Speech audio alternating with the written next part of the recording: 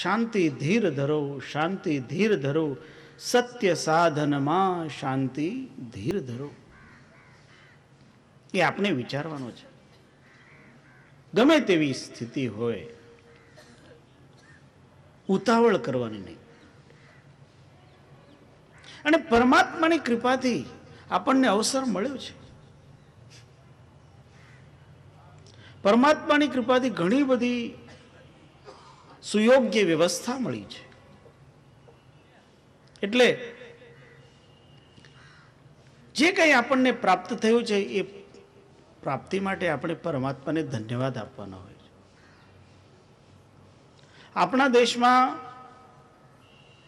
તો એટલું નથી, પણ પરદેશમાં, અમેરિકામાં એક દિવસ એ લોકો માનતા હોય અને દિવસને કહે થેન્ક્સ ગિવિંગ ડે. એનું નામ રાખેલું છે થેન્ક્સ ગિવિંગ ડે. તે દિવસે એ લોકો, ઘરના લોકો બધા ભેગા થાય, બધા જે બહાર હોય તો એ પણ આવી જાય થેન્ક્સ ગિવિંગ ડે. બધા ટેબલ ઉપર સાંજે ડિનર લે અને ત્યારે બધા થેન્કિંગ કરે, થેન્ક્સ કરે, પરમાત્માને થેન્ક્સ કરે. એ તો એક દિવસ કરતા હોય, આપણે તો રોજે રોજ કરવો જોઈએ. સાચી રીતે જ્યારે આપણે ભોજન કરવા બેસીએ ને, જમવા માટે, તો જમવાની થાળીમાં જે કંઈ છે ને એ પહેલા પરમાત્માને અર્પણ કરવું જોઈએ. તમે પરમાત્માને અર્પણ કરો અને એ પણ પ્રાર્થના કરો કે હે પરમાત્મા, તારી કૃપાથી આ પ્રાપ્ત થયું છે, એટલે ત્વદીયમ વસ્તુ ગોવિંદ તુભ્યમેવ સમર્પયે. એ તારી વસ્તુ તને જ અર્પણ કરું છું, સાથે સાથે તને ધન્યવાદ આપું છું. Thank you God that you have provided all this food. તે અમારા ઉપર આવી દયા કરીને આ બધું અમને અપાવ્યું. એટલે એમને આપણે જે પ્રાર્થના કરીએ એ એક પ્રકારનો એને ધન્યવાદ આપવા જેવું છે. બીજો એનો લાભ કયો કે તમે જ્યારે અર્પણ કરીને જમો તો એ જે તમારું અર્પણ કરેલું છે એ પરમાત્માને, એ પરમાત્માના પ્રસાદ તરીકે તમને મળે છે. એટલે આપણે પછી જમવાનું નહીં, એ પ્રસાદ ગ્રહણ કરવાનો. એટલે આપણે ત્યાં ખાસ કરીને આપણા આશ્રમમાં તો કાયમ અમે કહીએ, ભાઈ અમે કોઈને જમાડતા નથી, અમારે ત્યાં તો જે હોય તે પ્રસાદ હોય છે. કબીર સાહેબના આશ્રમોમાં બધી જગ્યા સંતો જ્યારે જમવા બેસતા હોય ને તો જે પીરસવામાં આવતું હોય ને ભાત, તો એને કોઈ દિવસ ભાત નહીં કહે, કે પ્રસાદ લાવ, પ્રસાદ. કારણ પ્રસાદનું મહત્વ છે. અને પ્રસાદસ્તુ પ્રસન્નતા, એ પ્રસાદ એ જ તમારા જીવનમાં પ્રસન્નતા લઈ આવે. અને એ પ્રસન્નતા રાજીપો છે. જેનું મન પ્રસન્ન હોય, જેનું મન રાજી હોય, જેનું અંતઃકરણ નિરંતર પ્રસાદથી ભરેલું હોય, એવો વ્યક્તિ એ સુખી દેખાય. અને આપણે સુખી જ થવું છે. આ દુનિયામાં કોઈને દુઃખી થવાની ઈચ્છા નથી, કે છે કોઈને પણ દુઃખી થવાની ઈચ્છા નથી. અને પરમાત્માએ આપણને અહીં દુઃખી થવા માટે મોકલ્યા નથી, એ પણ યાદ રાખજો. પરમાત્માએ બધાને અહીં સુખી કરવા માટે મોકલ્યા છે. પણ માનવી પોતાના કર્મની ખામીઓના કારણે દુઃખી થાય છે. પોતાની કમી હોય અને પોતાની કમીઓના કારણે દુઃખી થાય. પરમાત્માને દોષ આપવા જેવું નથી. પરમાત્માએ કોઈને દોષ દુઃખી કરવા માટે મોકલ્યા જ નથી. એ તો કહે બધા સુખી થાઓ, તને મોકલું છું તો સુખી થા.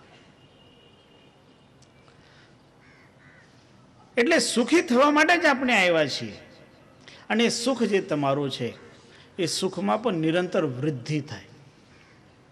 ઘણી વખત એવું થતું હોય, એક જ વસ્તુ મળતી હોય ને તો એમાં માનવીને પછી સુખ નહીં લાગે, પણ એમાં પરિવર્તન થતું હોય. ચેન્જીસ થતા હોય, નવું નવું જોવા મળે તો માનવીને આનંદ મળે. નિત્ય નવીન એટલે પરમાત્મા સ્વયં પણ નિત્ય નવીન છે, કોઈ દિવસ જૂના થતા નથી. જ્ઞાન ગુદડીમાં તમે વાંચો, એમાં લખ્યું છે નવતમ નામ સાહેબ કો રૂપા. એ સાહેબનું જે સ્વરૂપ છે એ કેવું છે કહ્યું? નવતમ નામ. નવતમ શબ્દનો અર્થ છે નિત્ય નવું, નિત્ય નવીનતમ. જે જે નવું હોય ને એ ગમતું હોય, પછી જૂનું થઈ જાય એટલે ધીમે ધીમે ધીમે ધીમે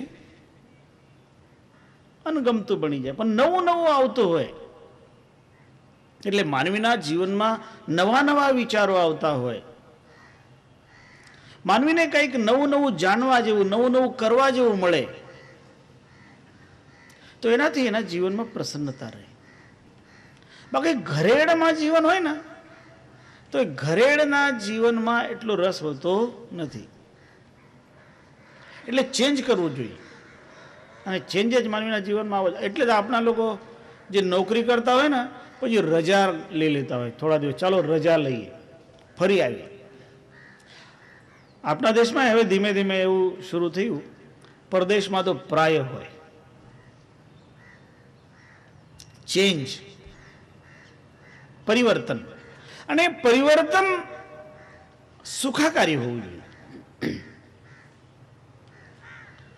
આપણા જીવનમાં આવી નવીનતા, નવા નવા વિચારો, નવા નવા સ્પંદનો આપણને પ્રાપ્ત થાય તો એનાથી આપણી પ્રસન્નતા વધે. તમે નવા નવા વ્યક્તિઓને મળો અને એ વ્યક્તિઓ પણ એવા હોય કે પોતે પ્રસન્ન હોય તો તમને પણ સારું લાગે. તમે કોઈ માણસને મળતા હોય એનું મોઢું કાયમ ચડેલું હોય તો કેવું રહે? કોઈ દિવસ પણ માનવીએ મોઢું ચડાવીને બેસવું નહીં. એક મહાત્મા પાસે એક ભાઈ ગયો અને મહાત્માને કહે, ગુરુદેવ, મારી ઈચ્છા એવી છે કે મારા દુકાનનું ઉદ્ઘાટન આપ કરો. આપ ઉદ્ઘાટન કરશો તો મારો વ્યવસાય બહુ સારો ચાલશે, બિઝનેસ બહુ સારો ચાલે, એટલે આપ મારા દુકાનનું ઉદ્ઘાટન કરો એવી મારી ઈચ્છા છે.